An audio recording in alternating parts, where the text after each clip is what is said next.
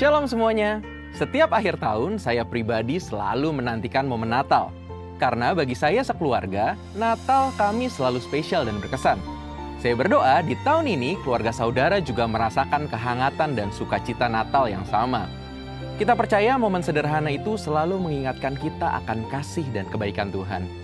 Pada Voice of Pentecost kali ini, kita mau merenungkan kembali makna yang terpenting dari perayaan Natal, yaitu kisah kelahiran Tuhan Yesus Kristus Sang Juru Selamat dunia, bahwa Ia datang untuk menjadi Immanuel, Allah yang beserta dengan kita, dan Ia juga hadir di dalam kehidupan keluarga kita. Kisah Natal selalu dimulai dari Injil Matius pasal yang pertama. Namun seringkali kita melewatkan bagian silsilah dari Tuhan Yesus yang tertulis dalam Matius 1 ayat 1-17. Jika kita perhatikan bagian tersebut, kita akan menemukan bahwa orang-orang dalam silsilah Tuhan Yesus bukanlah pribadi yang sempurna atau tanpa celah. Ada Adam yang adalah manusia pertama yang jatuh dalam dosa dan diusir dari Taman Eden. Lalu ada Abraham yang pernah berbohong mengenai status istrinya untuk menyelamatkan dirinya sendiri. Ada Yehuda yang meniduri menantunya sendiri. Ada Rahab, seorang wanita sundal dari Yeriko. Ada juga Salomo yang mempunyai banyak istri dan terdapat banyak nama lain yang merupakan orang-orang biasa yang mempunyai dosa dan ketidaksempurnaan. Tetapi silsilah yang tidak sempurna itu terpulihkan saat Yesus hadir di dalam keluarga Yusuf dan Maria. Kehadiran Yesus dalam kehidupan Yusuf dan Maria membuat perbedaan yang nyata dengan kehidupan para pendahulu mereka. Kehadiran Yesus di dalam keluarga kita pun akan membuat perbedaan dan membawa sukacita surgawi.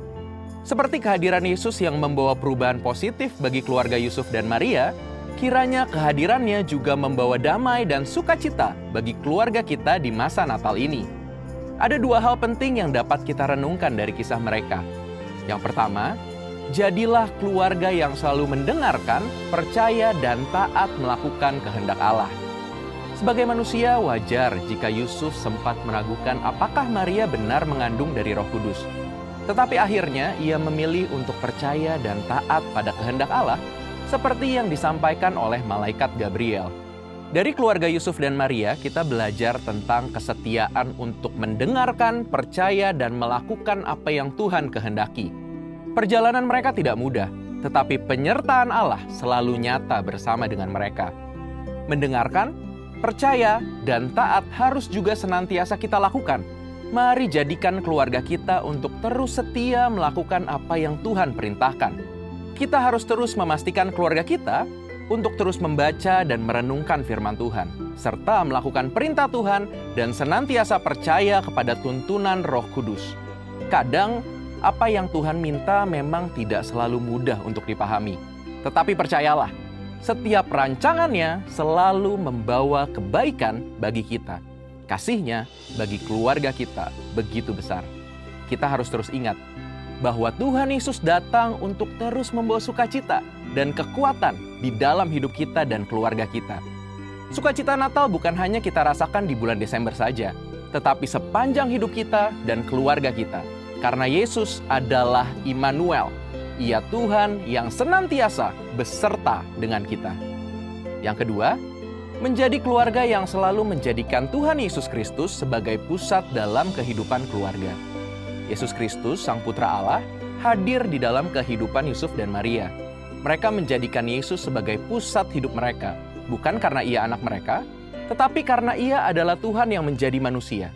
Yusuf dan Maria sungguh memahami arti Immanuel, Allah yang selalu beserta dengan mereka. Dalam Lukas pasal yang kedua ayat 41-52, diceritakan ketika Yesus yang berusia 12 tahun tertinggal di bait Allah. Saat menyadari hal itu, Yusuf dan Maria segera kembali ke Yerusalem untuk mencarinya. Setelah 3 hari, mereka menemukan Yesus sedang duduk di antara para ahli Taurat, mendengarkan dan berbicara dengan penuh hikmat. Lalu di Lukas 2 ayat 51-52 tertulis, lalu ia pulang bersama mereka ke Nazaret dan hidup dalam asuhan mereka. Ibunya menyimpan semua perkara itu dalam hatinya, dan Yesus makin bertambah besar, bertambah hikmatnya, dan makin dikasihi oleh Allah dan manusia. Dari kisah ini, kita melihat Yesus selalu menjadi pusat dalam kehidupan keluarga Yusuf dan Maria. Yesus selalu mendapat tempat yang utama, dan karena itu, selalu ada perlindungan, berkat, damai sejahtera, dan sukacita pada keluarga ini. Apa yang dilakukan Yusuf dan Maria ini sejalan dengan perkataan Rasul Paulus dalam Roma 11 ayat 36. Sebab segala sesuatu adalah dari Dia, oleh Dia, dan kepada Dia. Bagi Dialah kemuliaan sampai selama-lamanya. Amin. Sebagai penutup di tengah keceriaan Natal, kita sadar bahwa kehidupan keluarga kita di dunia ini tidak selalu berjalan mulus. Ada tantangan, rintangan, dan pergumulan sama seperti yang pernah dialami Yusuf dan Maria. Namun, satu hal yang pasti, kita tidak akan pernah berjalan sendirian. Karena Tuhan Yesus selalu beserta dengan kita. Hal yang sama juga dialami oleh bangsa Israel. Dalam Yesaya 41 ayat 13 tertulis, "Sebab aku Tuhan Allahmu, memegang tangan kananmu dan berkata kepadamu, janganlah takut, akulah yang menolong engkau." Janji itu kini nyata dalam diri Yesus Kristus. Ia datang bukan hanya bagi bangsa Israel, tetapi juga bagi kita semua yang percaya kepadanya. Karena itu, di Natal ini, mari jadikan kehadiran Tuhan Yesus sebagai sumber sukacita utama dalam keluarga kita. Bukan hanya hari ini, tetapi setiap hari dalam hidup kita. Amin. Saudara, untuk penjelasan lebih lengkap dari tim teologi kami, silakan buka link yang ada di atas atau scan QR Code yang tersedia. Tuhan Yesus memberkati.